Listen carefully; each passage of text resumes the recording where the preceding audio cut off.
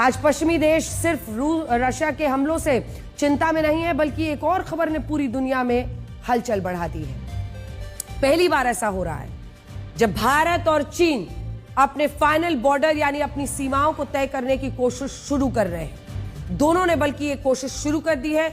दोनों देशों ने तय किया है कि जिन इलाकों में कम विवाद है वहां से सीमा निर्धारण यानी डीलिमिटेशन का नाम शुरू होगा, पूरा काम शुरू होगा और फिर स्थायी रूप से सीमा चिन्हित करने की प्रक्रिया शुरू होगी, जिसे डिमार्केशन भी कहते हैं।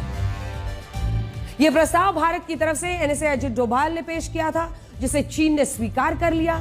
यह सीमा विवाद को सुलझाने की सिर्फ एक शुरुआत है, लेकिन इसे कई मायनों में बहुत बड़ी घटना माना जाएगा। इसकी वजह यह है कि अगर भारत का चीन के साथ सीमा विवाद खत्म हो गया और हमने चीन के साथ फाइनल बॉर्डर तय कर लिया, तो हमारे सामने ज्यादा चुनौतियां चीन को लेकर नहीं रहेंगी। ये तस्वीरें आप देख रहे हैं वांग यी और एनएसए अजित डोभाल की मुलाकात की। उदाहरण के लिए Russia, Nepal, Tajikistan, Kazakhstan, Kyrgyzstan, Vietnam के साथ भी चीन का सीमा विवाद था और इसकी वजह से चाइना और इन देशों के बीच लगातार तनाव बना रहता था। लेकिन बाद में चीन ने इन देशों के साथ फाइनल बॉर्डर तय किया। जैसे ही ये सीमा विवाद सुलझा, वैसे चीन के इन देशों के साथ रिश्ते काफी बेहतर हो गए और अब भारत भी चीन के साथ उसी दिशा में आगे बढ़ रहा है। मैं आपको बड़ी स्क्रीन पर अब दिखाना चाहती हूं, वहां पर चलते हैं और आपको दिखाते हैं कि आखिर इसका अर्थ क्या होगा। क्योंकि देखिए, यही वो परेशानी है।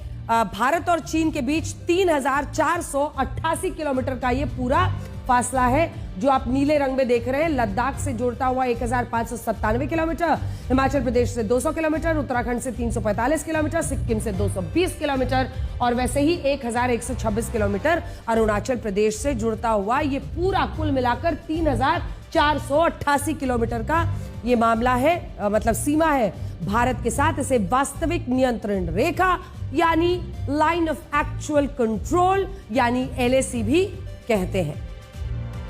अब देखिए, इस नक्शे में आप देख सकते हैं कि भारत के किन राज्यों में कितना ये बॉर्डर मिला हुआ है। लेकिन अब इसमें महत्वपूर्ण बात क्या है, अरुणाचल प्रदेश की तरफ ईस्टर्न सेक्टर है। वहां आजादी से पहले अंग्रेजों ने चीन के साथ शिमला कन्वेंशन में मैकमोहन लाइन तय की थी और इसे मैकमोहन लाइन इसलिए कहा गया था क्योंकि इसका प्रस्ताव ब्रिटिश अफसर हेनरी मैकमोहन ने दिया था।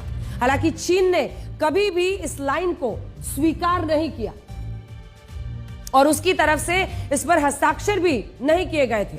आजादी के वक्त भी भारत और चीन के बीच सीमा पर कोई आधिकारिक सीमा समझौता नहीं था और साल 1959 में चीन के प्रधानमंत्री जाओ एनलाई ने पंडित नेहरू को एक नोट लिखा था और इसमें पहली बार उन्होंने कहा था कि दोनों देशों के बीच